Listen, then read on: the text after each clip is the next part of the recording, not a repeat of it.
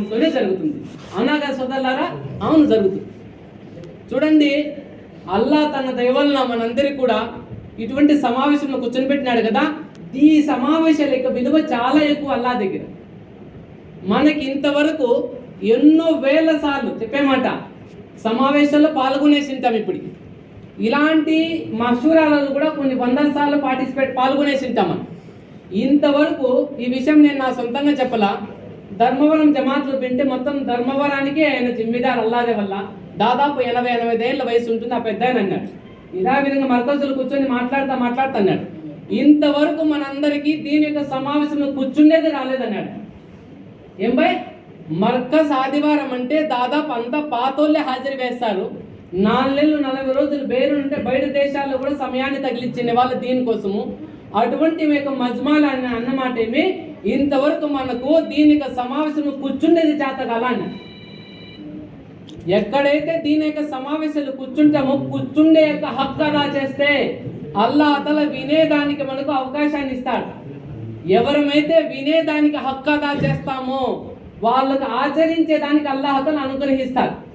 ఎవరైతే ఆచరిస్తారో వాళ్ళు ఇతర వరకు చేర్చేదానికి అల్లాహ్ తఆలా ఆ విషయాన్ని కూడా అనుగ్రహిస్తాడు. ఇవన్నీ కూడా ఒకదాని తర్వాత ఒకటి చైన్ లింక్ అది, సైకిల్ చైన్ లాగా. సైకిల్ చైన్ ఒక లింక్ కట్ అయిపోయింది. ఏం బై ఎంత ఫాస్ట్గా తొక్కినే పోతుంది, అది 10 కిలోమీటర్ ఫాస్ట్ కదలదు అది అట్ని కాటి. అలాగా ఒక లింక్ కట్ అయిపోయినా కూడా మనం ఇక్కడ ఉన్నా కూడా లేనట్టే. కాబట్టి ఫస్ట్ కూర్చుండేదానికి హక్కు అదా చేయాల, సరిగా కూర్చోవాలా. ఎన్నోసార్లు వింటా ఉంటాం హజరత్ సహాబాలు అల్లాహకి నబీ యొక్క సమావేశంలో ఈ విధంగా కూర్చుంటాంది. వాళ్ళ పైన చాదర్ అంటే ఒక రగ్గు పరిచేసినా కూడా ఏంబై గుంత పడేది కాదు, ఇసుక చల్లినా వాళ్ళ తలల నుండి కింద పడేది కాదు. ఏ విధంగా కూర్చుంటాండాల వాళ్ళు. ఈరోజు మనం దీని యొక్క సమావేశంలో కూర్చుండే చేతగాల మనం. అల్లాహ్ తఆలా మనందరినీ క్షమించుగాక. ఫికర్తో కూర్చోవాల. మీరు ఎంత యాక్టివ్గా ఉత్సాహంతో మీరేదో ఏంబై అల్లాను రాజీ చేసే సంకల్పంతో చెప్పేమాట ఏం చెప్తారా విందాం, నా జీవితంలో ఆచరిద్దామని మీరు ఆ ఫికర్తో ఉంటే నేనేమన్నా మాట్లాడగలుగుతా. నేనేం ముందుగా నేర్చుకొని వచ్చేసేది ఉండదు. ఇంకో విషయం చెప్తాడా, మేమేం ఉలమాలేం కాదు. ఉలమాలది అంటే హజరతుల్ని బయాన్ చేసేది. ఈడ ఖాళీ ముజాకిర మాత్రమే. ఏదైతే దీని విషయాలు నా వరకు తెలుస్తాయో నేను మీ వరకు చేర్చే ప్రయత్నం చేస్తున్నా. అంతవరకు నాకు మీకు అల్లాహ్ తఆలా అందరికి కూడా ఆచరించే భాగ్యాన్ని అల్లాహ్ కల్పించుగాక. ఆమీన్. ఇటువంటి దీని యొక్క సమావేశాలు అల్లాహకు చాలా ఇష్టం. అల్లాహకు చాలా ఇష్టం. దీని యొక్క సమావేశాలు ముఖ్యంగా మస్జిదుల్లో ఇస్తిమాలలో అల్లాహ్ దయ వల్ల జరుగుతాయి. అవునా కదా సోదరులారా? దీంట్లో ఇంకొక హదీస్ గుర్తుపెట్టుకోవాలా. హదీస్ పాకే ముహమ్మద్ అల్లాహ్ తాలాకు హదీస్ కుదుసి ఏమి అల్లాహ్ తాలా సొంతంగా చెప్తుంది అని అర్థం. ఏం బై అల్లాహ్ తాలాకు మొత్తం ప్రపంచంలో అల్లాహకి ఇష్టమైన చోటు అంటే అది అల్లాహ్ ఇండ్లు. అల్లాహ్ ఇండ్లు. అల్లాహకు ఇష్టం లేని చోట్ల అవి బాజార్లు. అవే బాజార్లు. మనకి ఇష్టము బాజార్లు, మనకి ఇష్టమేమి బజార్లు. ఉల్టా అల్లాహకు డెడ్ ఆపోజిట్ మన ఉద్దేశం. అల్లాహకి ఇష్టం ఏంది మస్జిదులు, ఇష్టం లేనిది బాజార్లు. మనకి ఇష్టం బాజార్లు. మస్జిద్కి వచ్చినా కూడా సెకండ్లో బయటపడే ఆలోచనలు. మస్జిద్కి వచ్చినా కూడా ఒకవేళ ఎప్పుడప్పుడు హజరత్ సలాం తిప్పుతాడా మనం బయట వెళ్ళిపోతాము. అల్లాహకి ఇష్టము అంటే దాంట్లో కూర్చుండే దానికి మన దగ్గర సమయం లేదు. ఉందా? లేదు సోదరులారా. అల్లాహ్ తఆలా క్షమించుగాక. ఎప్పుడైనా మస్జిద్కి వచ్చినా, మస్జిద్లో దీని యొక్క సమావేశాలు జరిగినా వాటి ద్వారా లాభాన్ని పొందే ప్రయత్నం చేయాలి. వాటి ద్వారా లాభాన్ని. అది కూడా ఉదాహరణ నుంచి చెప్తున్నారు. హదీసులు ఉంది. ఒక జంతువు బాగా ఫుల్గా గెట్టిండే చోటికి వెళ్ళిపోయింది. ఏం చేస్తుంది? అదే పడుకుంటుందా? ఏం చేస్తుంది సోదరులారా? ఏం చేస్తుంది?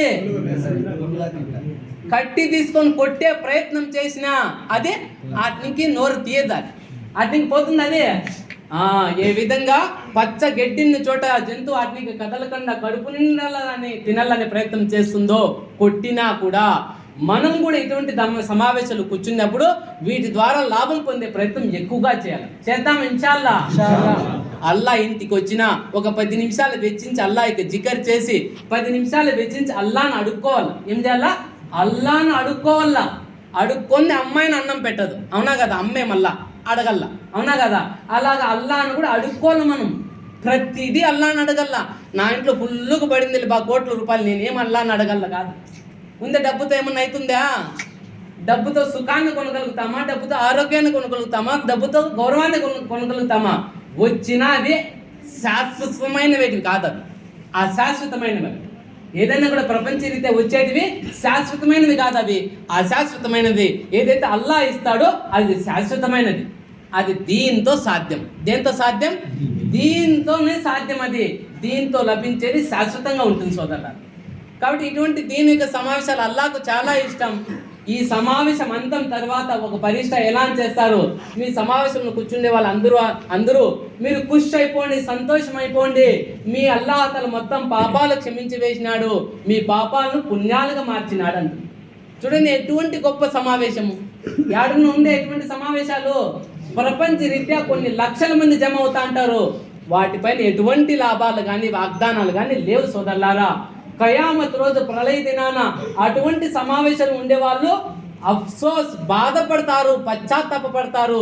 మా సమయాన్ని ఎక్కడ గడపాల్సింది ఎక్కడ గడిపినామని. మేము గాడిద పైన ఉంటేమే, గుర్రం పైన ఉంటేమే, అప్పుడు తెలిసిపోతుంది వాళ్ళకి. దిగి పరిగెత్తా గాడిద మీద ఉండే వాళ్ళు గుర్రాన్ని ఎక్కగలుగుతారా? చనిపోయి కబర్లో ఉంటే ఎక్కలేదు. ఈడ తెలుసుకున్నాం వెంటనే మనం ఏం చేయాలా? దాని నుండి దిగి దీన్ని ఎక్కేశారు. అటువంటి దీనిక సమావేశాలు అల్లాహ్ వల్ల అల్లాను రాజీ చేసే విషయాలు ఇక్కడ తెలిసొస్తాయి. ఇటువంటి సమావేశంలో మనసుతో కూర్చొని మనసుతో విన్నామంటే, ఆచరించే ఉద్దేశంతో విన్నామంటే ఖచ్చితంగా 100 విషయాలు ఒకటన్నా మనం ఆచరించడానికి అల్లాహ్ అవకాశం ఇస్తారు. విన్నాము ఇన్షాల్లా. చూడండి సోదరులారా, అల్లాహకు దీన్ ఇష్టం, అల్లాహకు దీన్ ఇష్టం. దీన్ దీన్ దీన్ ఏం దీన్?